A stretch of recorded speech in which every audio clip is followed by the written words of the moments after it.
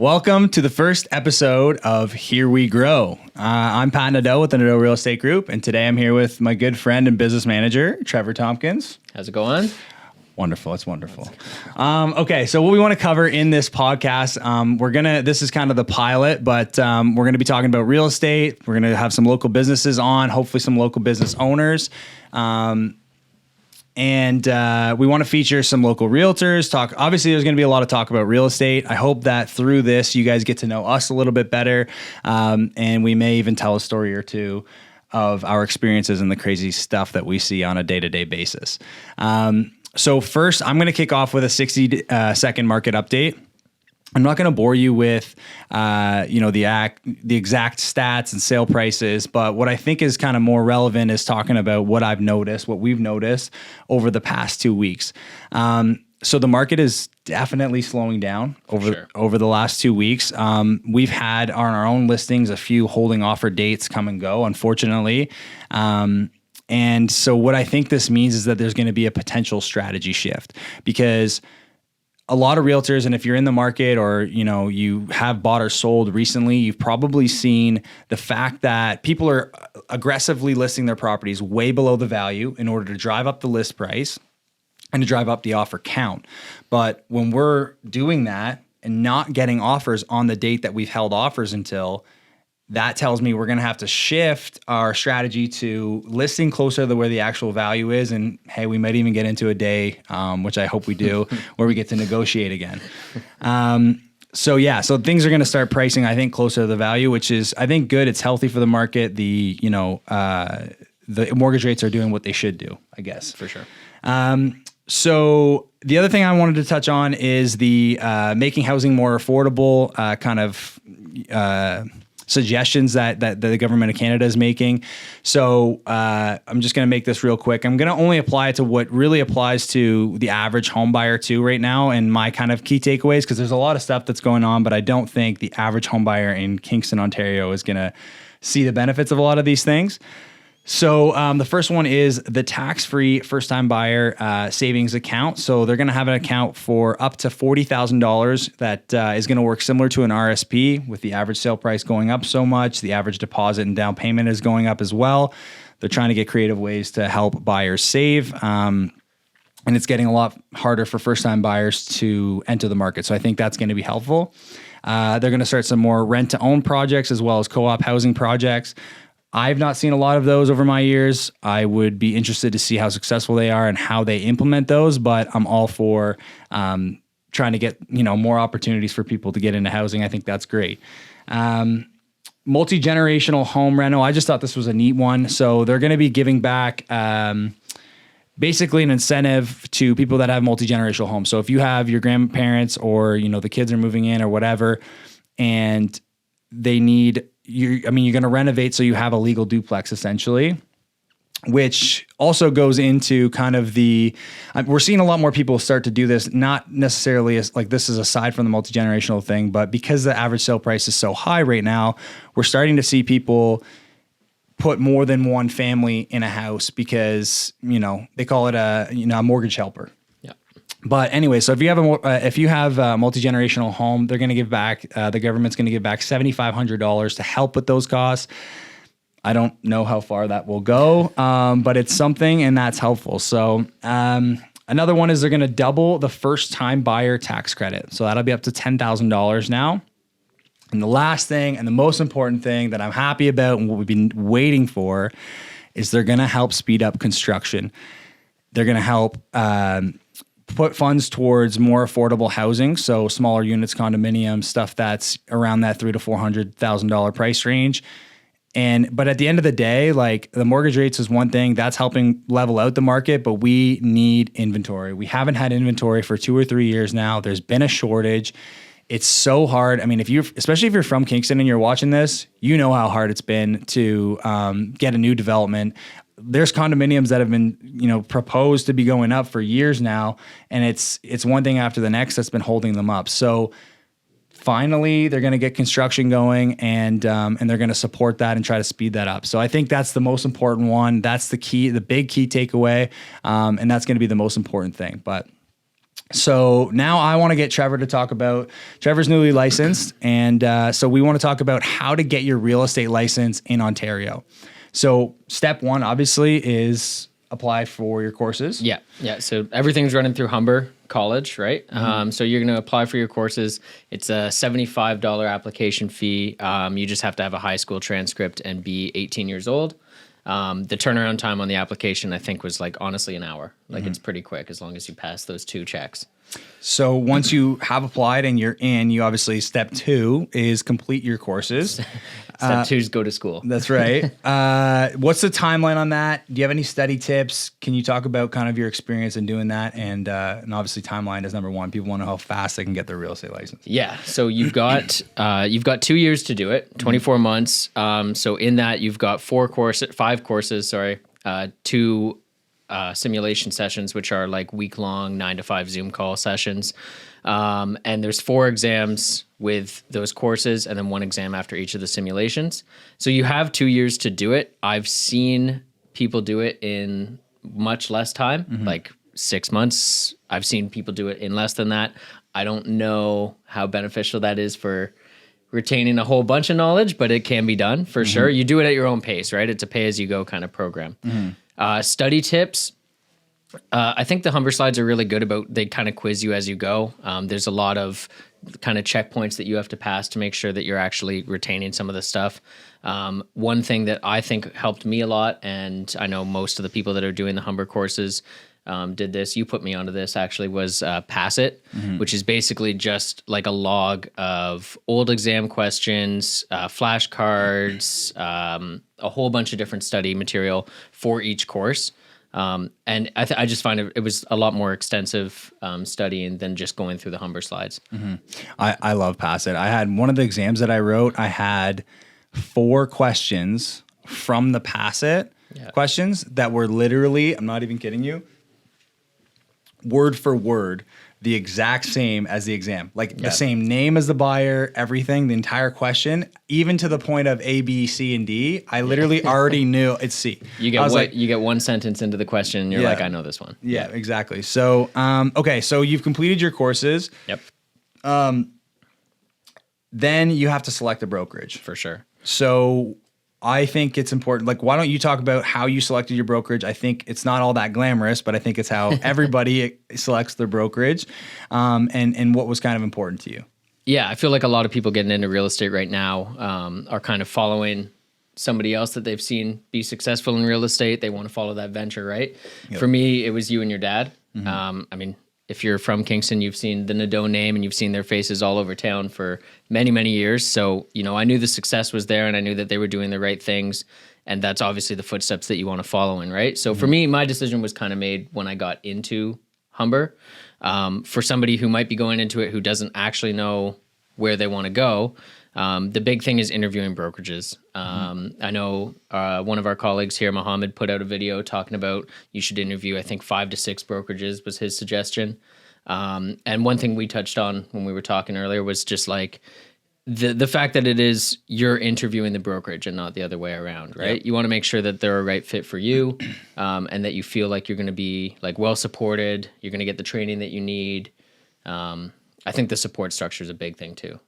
Absolutely. I think so. And I think there's a big misconception with that. It's not it's not the brokerage interviewing you. You're interviewing the brokerage. That's right. What is that brokerage going to actually give to you, and how is that going to align with your success?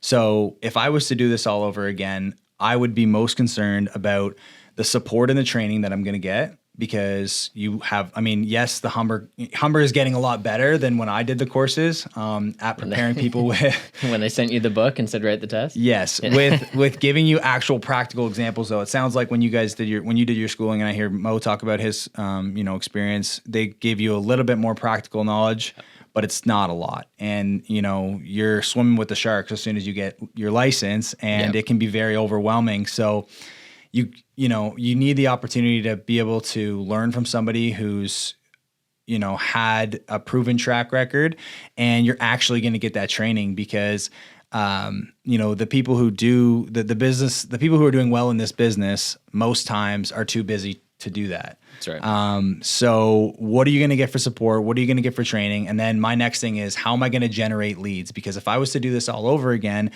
if I was going to pick up and go start in another market, how am I going to, well, first of all, afford a database, because that's very expensive, but how am I going to fill that database with leads? Because I mean, I have no money to start. Yeah. So who's going to teach you how to generate those leads? Are they going to give you leads? I mean, if you join, like, that's why I think the team model is very good for anybody starting in the business. If you transition off of that and your success takes you there, that's great. But where are the leads going to come from? How are you going to generate them? Or how is the team going to generate them for you? And then how are they going to train you on that to deal with it? That's the questions that I would ask any brokerage when you're looking at, getting your real estate license. And you can't do this too early, I don't think. If you've started your first course, it's time. Start those interviews, get comfortable with what each model looks like and what's going to be, what's the best thing for you. And so the last thing that I would think about, though, which I think is the first thing, unfortunately, that most people think about, is their split. How much is the brokerage going to charge you? It's important to know this, but at the end of the day, I think the other things happen and are more important than the splits. So if you're not keeping a lot of money and you're giving the brokerage a lot of money, but you're getting a lot, I don't think it matters. For sure. Because all your first 3 years in this business are about generating as many transactions as you can to build your pipeline for future business. This is a repeat and referral business. If you don't have new leads being generated and new leads coming in, and you don't know how to deal with those, instead of taking you 3 to 5 years to get that repeat and referral, business, it might take you 10. What's that going to cost you in the long run? It's going to cost you a lot less than that split's going to cost you. So I don't have a problem with the high split as long as you're getting something from it. So I wouldn't get too wrapped up about that, but I think it's important to know. It's one thing to make $100,000 in a year, but if you keep 50, it's maybe not but if you make 70 and you keep 60, it's a very different thing, right? My father says this all the time. It's not about what you make, it's about what you keep. Conversely to what he says, because nobody agrees with their father, I think it's more about transactional volume to start, not necessarily what you keep. You need to get those transactions up so that you can worry about what you keep later on in your business. Yeah, you're building for your future business. Mm-hmm, absolutely. So, okay, so that's step 3. Step 4 is your application process. So you've selected a brokerage and you need to do your application with Rico and that brokerage, et cetera. Yep. What's that look like? So you're going to apply. So at least in Kingston here, you're applying to Rico, you're applying to the Kingston Board Korea. Mm-hmm. All in those fees with insurance and everything else, it's going to come to about $3,000 there. Mm-hmm. And I forgot to touch on the price of Humber, which is all in going to cost about $3,590. All in about, he says. yeah. I've got the exact number. It's approximately. If you don't have to redo any courses or tests or anything, it's approximately $3,690.12. Yeah, if you're wondering, if you pass every exam, that's right. With an additional, so that's a good question though. Yeah. And I actually don't know the answer. So if you fail your exam, you have to pay every time you do another exam. So you do get, you can rewrite it for $100.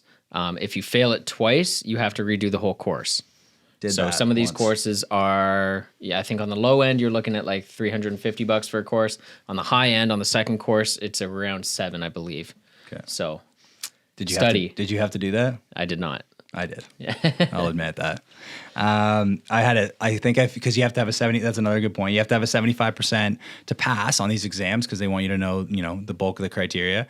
And I think I failed with like a 71 and a 74 or 73.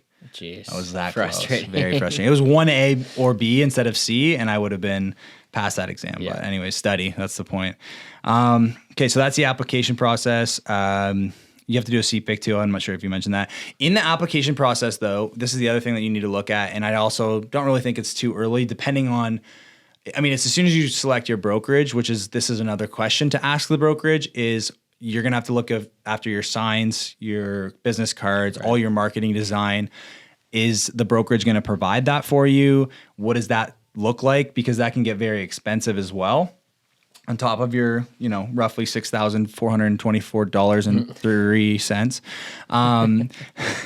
So what does that look like? So you have to, come up with your branding ahead of time. And for me, I think social media is very important. So get that all lined up as well, in your application process or, in the selecting brokerage stage. But, Step 5 is close some deals, baby. Let's go. So why don't you talk about what your first 30 days in real estate looked like? And I'm going to cut right to the chase, and you were lucky enough to do at least one transaction in your first 30 days. Yeah. It's pretty cool. But talk about that and kind of like your experience, I guess, with EXP and your My first, role. your first. Let's go on your first 30 days first, and then we'll get into your role. Yeah, sure.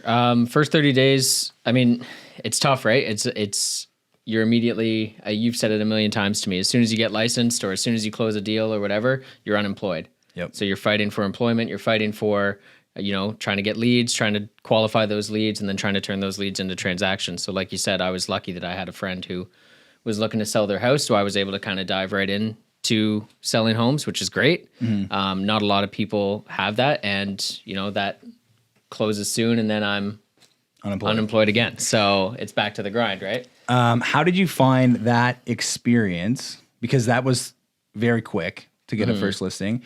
Did you find it overwhelming? Did you Yeah. Can you talk about that a little bit? Like how it was, advising somebody obviously that you care about too. It's because I find, our business, especially when you first start out, it can be stressful. Absolutely. Yeah. It's, I feel like you do all the courses, you do all the exams, you study as much as you want. It's still trial by fire once you actually get licensed. There's only so much that you can learn without actually being, quote unquote, in the field and actually doing it. So I think there was a lot of just kind of like hurdles that had to be jumped over.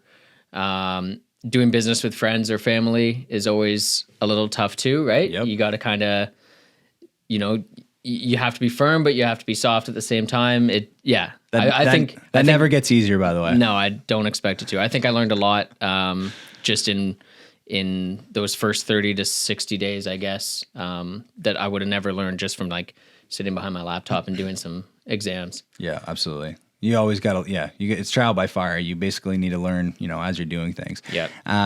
So if I was going to start all over again in my first 30 days, let's say in a different market, what I would be focusing on is how am I going to put as many names as humanly possible in my database? I guess question one is, what's my database? Because when I started, it was literally a piece of paper. Yeah. And I was just writing names and numbers down and trying to follow up with them as much as possible. So my first question for myself, you need the training and support. We already talked about that. But how many names can I physically put in my database in 30 days and stay on top of them until they buy or die, really, right? And then the other thing is, you're going to have a lot of extra time in your first 30 days in real estate. Try to find an agent that'll let you shadow them. Go on listing appointments, go on buyer appointments, spend as much time around the people that are doing well. Because for me, and this was amazing from when we came to EXP, is I started following other people that had done what I wanted to do, and just, good artists copy, great artists steal. So do exactly what they're doing.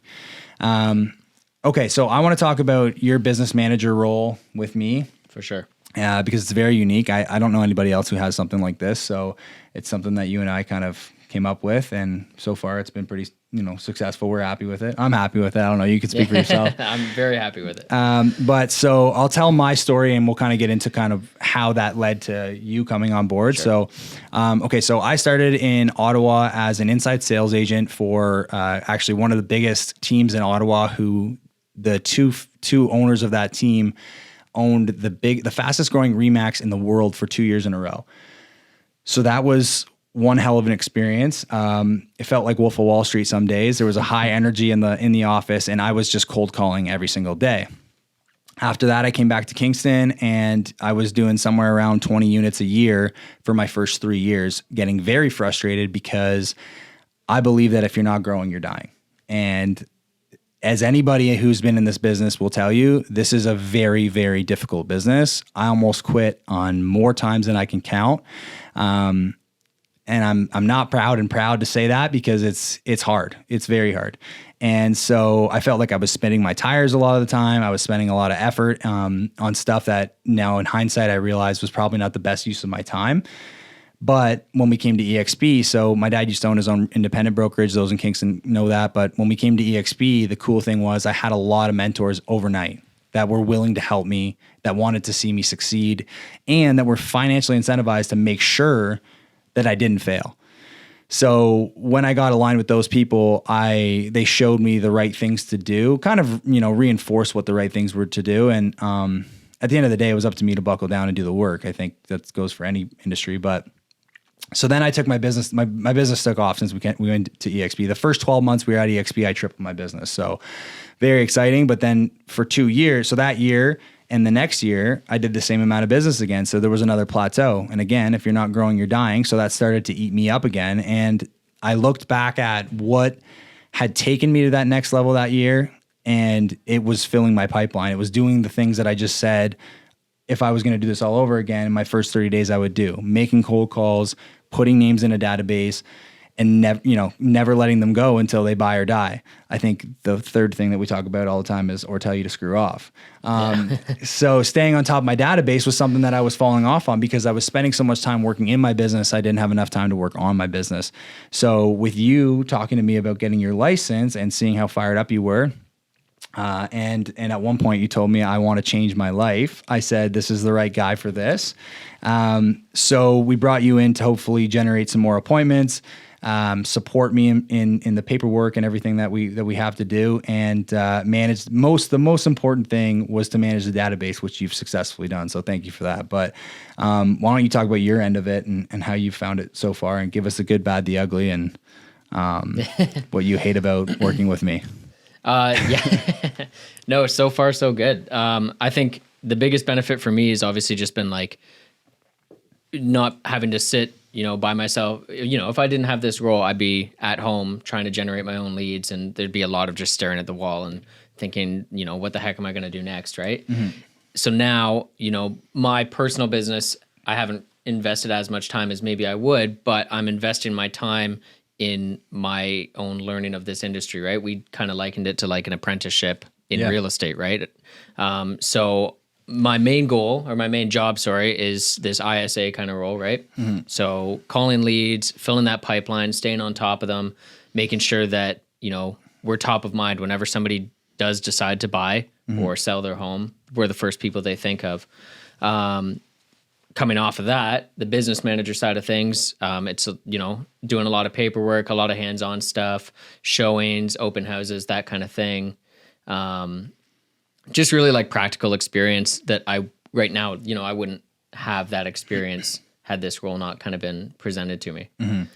I think I like the paperwork aspect. It gives you the opportunity to feel confident when you go, because like you said, that first listing can be very overwhelming if you've never done the paperwork before. Right. Now you've got to do the paperwork on countless occasions. So you feel confident when you go to do that yourself because you've done it a million times before, right? Yeah. And the most important thing, which is I was the most excited about, was the inside sales agent role, because I think if you're going to do well in this business, you have to be good on the phone. I mean, you can have the best social media platform in the world. If you don't follow up with people and create value on the phone, I think that's what it always comes down to. So this is giving you the opportunity to do that every single day and get beat up pretty hard, which we all do. And it, I think you get to learn those lessons a little bit quicker, which is good. So, it gives you a thick skin for sure. Absolutely. Yeah. You have to learn to go for no. And we've talked about that a lot, but, awesome. So, okay. Well, thank you so much everybody for tuning in and watching. Next week, I want to talk to our buddy Mo, who's a similar situation. He just got his real estate license and has not had the business manager role. Yep. So it will be cool to have just strictly, this is what becoming a realtor looks like. This is what your first 30, 60, 90 days looks like. Mo's had a really good story. He's had to build a thick skin, and he's got some very good stories to share about his success. I think he's doing really well. We call him Mo Money, Mo Problems for a reason, because he's generated a lot of business, but he's had some hills to overcome. So it's a whole different trial by fire. 100%. So I would love for you guys to tune in next week. And as we say around here, we'll end it on, here we grow. Here we grow, baby.